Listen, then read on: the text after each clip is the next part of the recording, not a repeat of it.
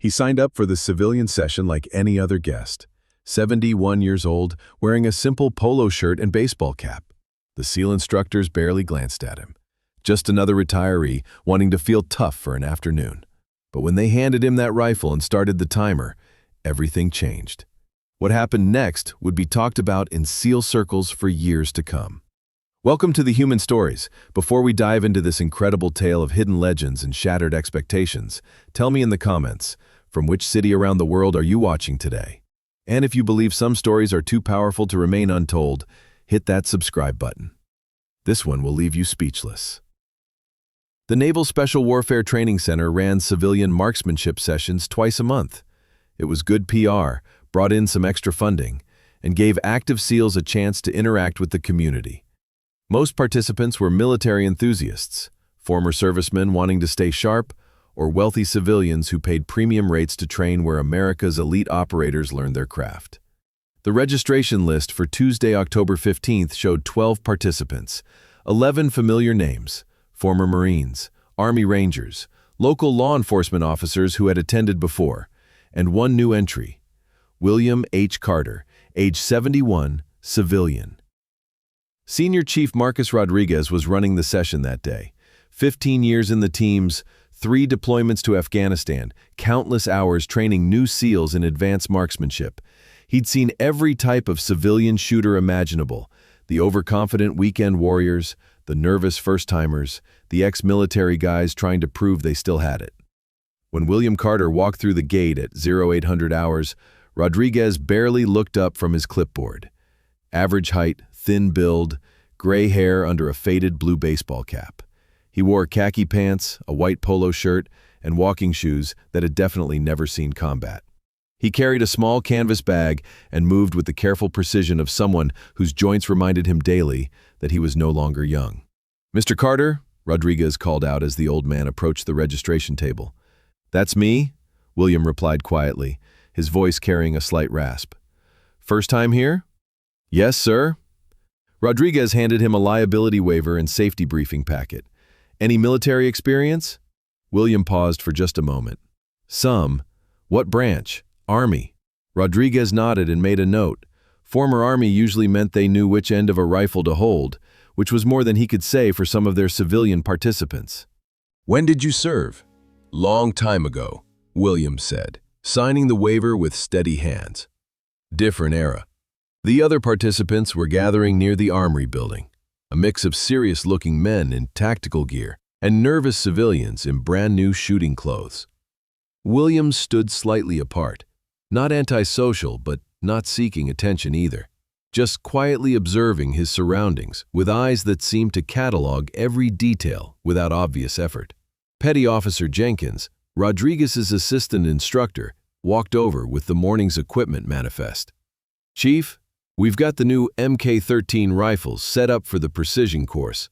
Should be interesting to see how the civilians handle them." Rodriguez glanced at the group. "Most of them will be lucky to hit the 200-yard targets. But that's why they pay the big bucks, to find out they're not as good as they think they are." The safety briefing took 20 minutes.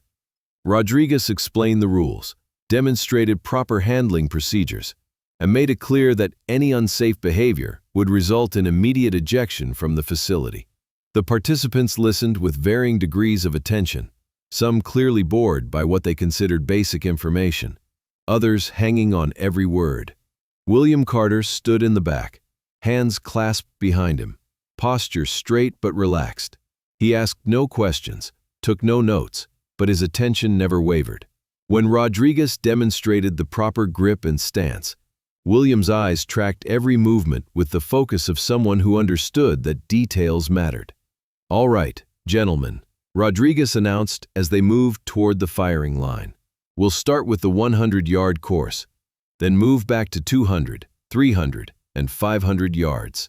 Each shooter gets 10 rounds per distance. Best cumulative score wins bragging rights and a Naval Special Warfare coffee mug." A few chuckles from the group. Most were there for the experience, not the competition. The rifles were impressive. MK-13 Mod 7 sniper systems, the same weapons used by SEAL snipers in combat operations. precision instruments capable of accuracy that most civilian shooters could only dream of achieving. Each rifle was worth more than most people's cars and represented the pinnacle of American military marksmanship technology. Rodriguez began assigning shooters to positions. Carter, you're on lane 12, far right. William nodded and walked to his assigned position. The rifle waiting for him was pristine, properly zeroed, with high-quality optics that could resolve targets at distances most people couldn't even see clearly.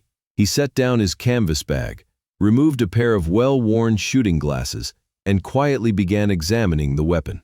His inspection was thorough but quick. Bolt action, magazine insertion, scope adjustment, safety mechanisms. He handled the rifle with the unconscious competence of someone who had done this thousands of times, though he moved more slowly than he once had. Jenkins, observing from behind the firing line, made a note on his score sheet. Old Army guy seems to know his way around a rifle. Rodriguez was watching a younger participant struggle with basic scope adjustment 3 lanes down. Let's see if he can actually hit anything.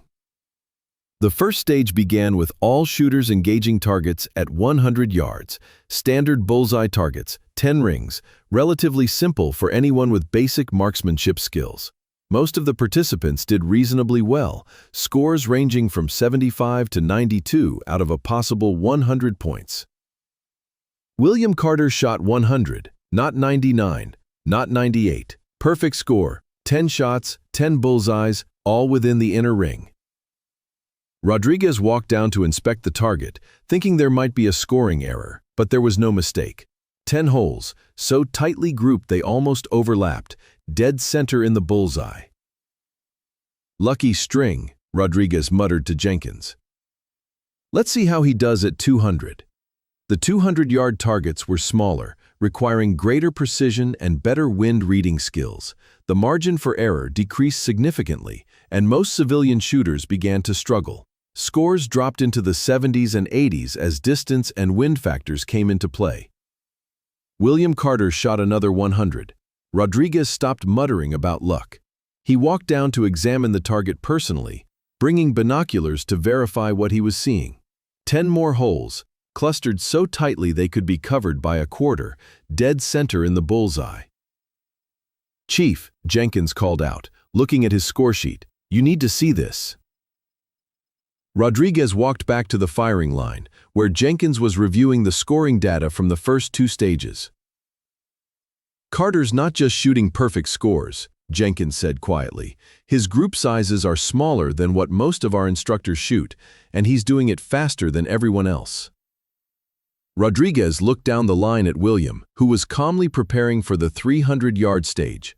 No apparent stress, no visible effort to concentrate. He simply loaded his magazine, assumed his shooting position, and waited for the command to commence firing. The 300-yard targets were significantly more challenging. At this distance, minor errors in technique became major misses. Environmental factors like wind speed and direction required constant adjustment. Even experienced military shooters often struggled to maintain tight groups at 300 yards. The command came, "Shooters, you may commence firing when ready." Down the line, participants began engaging their targets with varying degrees of success. Some took long pauses between shots, carefully adjusting their aim and reading wind conditions. Others rushed their shots and paid the price with erratic group patterns. William Carter fired 10 shots in smooth, methodical succession. No lengthy pauses, no visible adjustments, just steady, rhythmic firing at a pace that suggested complete confidence in each shot placement. When the targets were retrieved and scored, Rodriguez stared at the result in disbelief. Perfect score, again. But this time the group size was impossibly tight. All 10 holes within a space smaller than a dime, precisely centered in the bullseye. It was the kind of accuracy that rifle manufacturers used in advertisements, the kind that professional shooters achieved under perfect laboratory conditions. "That's not possible," one of the other participants said, looking over Rodriguez's shoulder at the target. "Not at 300 yards with a cold rifle." Rodriguez was beginning to suspect that William Carter was not who he appeared to be. "Sir," he approached the old man as they prepared for the final stage at 500 yards. "Impressive shooting so far. Where did you say you served?" William looked up from checking his rifle. "I didn't say specifically." "What was your MOS, your job in the Army?" William paused, considering his answer. "I spent some time with Special Operations units." The 500-yard stage was where civilian shooters typically hit the wall. At this distance, the target appeared as a small dot, even through high-powered optics. Wind became a major factor, requiring shooters to estimate bullet drift and adjust their aim accordingly. Atmospheric conditions, temperature variations, and even the Earth's rotation could affect bullet trajectory. Most participants were struggling just to hit the target, let alone achieve tight groups. Scores dropped dramatically as the distance pushed amateur shooters beyond their skill levels. William Carter assumed his shooting position with the same calm confidence he had displayed all morning. He made one small adjustment to his scope, checked wind conditions by observing grass movement at various distances, and settled into his final firing sequence. Rodriguez watched through binoculars as Carter fired his 10 shots. Each bullet impact was clearly visible through the high-powered optics, and what Rodriguez saw made him question everything he thought he knew about marksmanship. Not only was Carter hitting the bullseye with every shot, but his group size at 500 yards was smaller than most shooters achieved at 100 yards. It was the kind of precision that defied explanation, the kind that professional snipers spent years trying to achieve. When the final target was retrieved and scored, Rodriguez just stared at it in silence. Perfect score. 10 shots grouped within the space of a nickel, dead center in the bullseye. William Carter's cumulative score? 400 out of 400 possible points. It wasn't just a perfect score, it was the highest score ever recorded in the history of civilian shooting sessions at the Naval Special Warfare Training Center. More impressive than scores achieved by active SEAL snipers, more precise than demonstration shoots conducted by professional marksmen. Rodriguez approached Carter as he was packing up his gear. "Sir, I need to ask you something directly. Who are you?" William looked up with the slight smile of someone who had been waiting for this question all day. "William H. Carter, Captain, United States Army, retired. Former Commanding Officer, 1st Special Forces Operational Detachment, Delta." Rodriguez felt his mouth go dry. Delta Force, the Army's most elite special operations unit, the kind of soldiers who appeared in classified briefings but never in public documentation. "When did you retire, sir?" 1987. Been out longer than most of these boys have been alive. Jenkins had walked over in time to hear the conversation. "Sir, if you don't mind me asking, why didn't you mention this earlier?" William zipped up his canvas bag and stood slowly. "Because it wasn't relevant to whether I could still shoot straight." Rodriguez was looking at the target results again, trying to process what he had witnessed.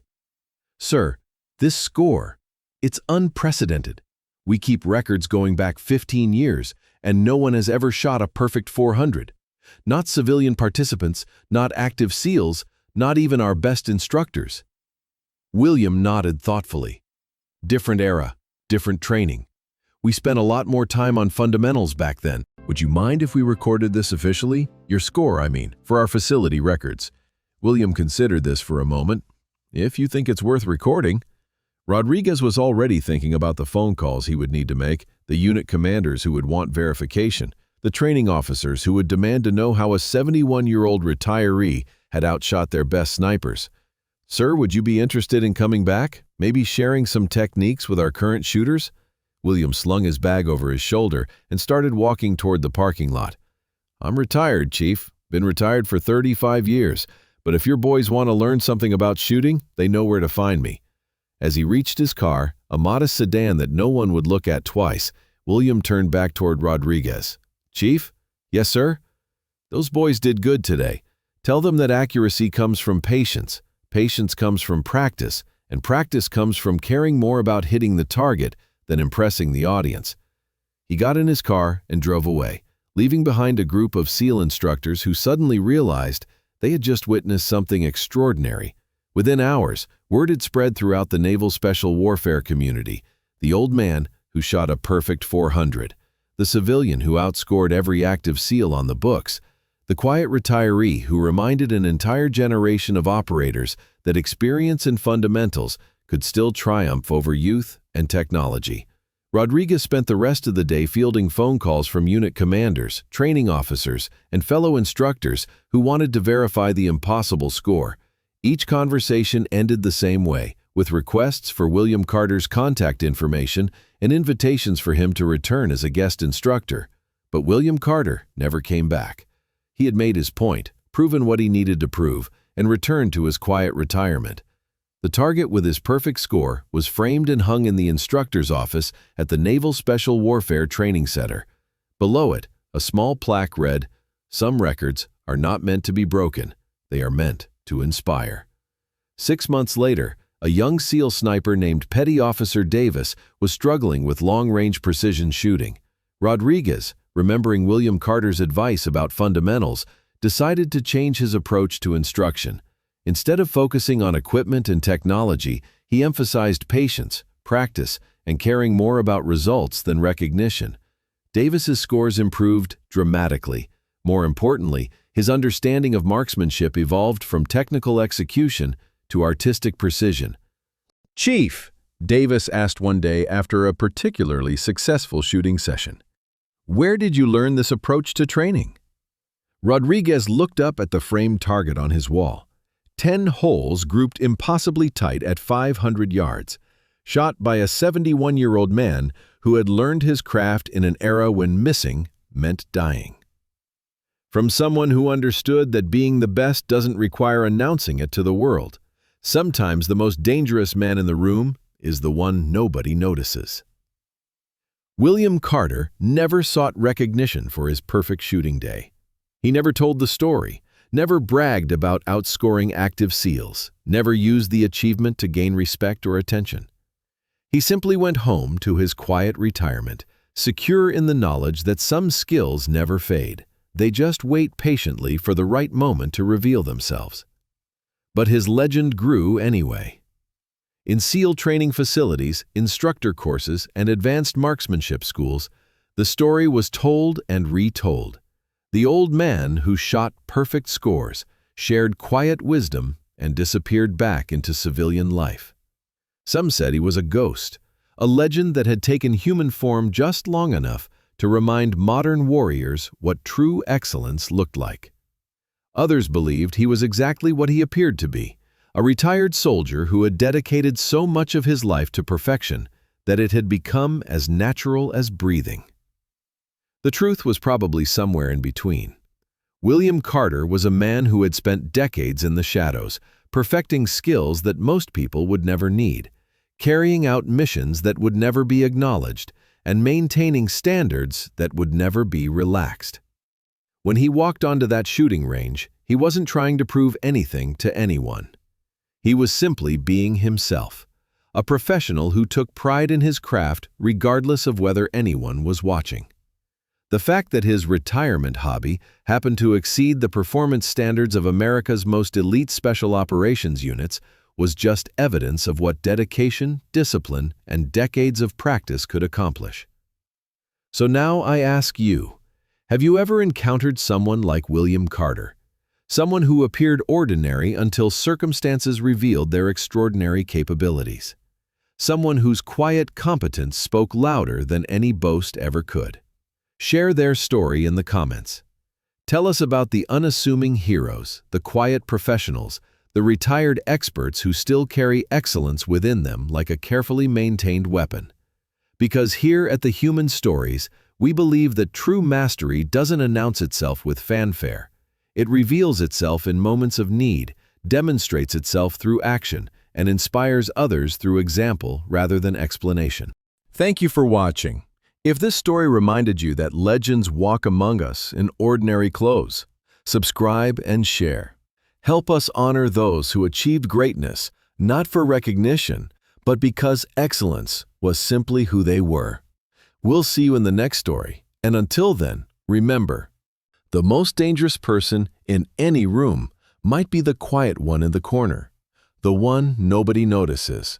The one who has nothing left to prove because they've already proven everything that matters.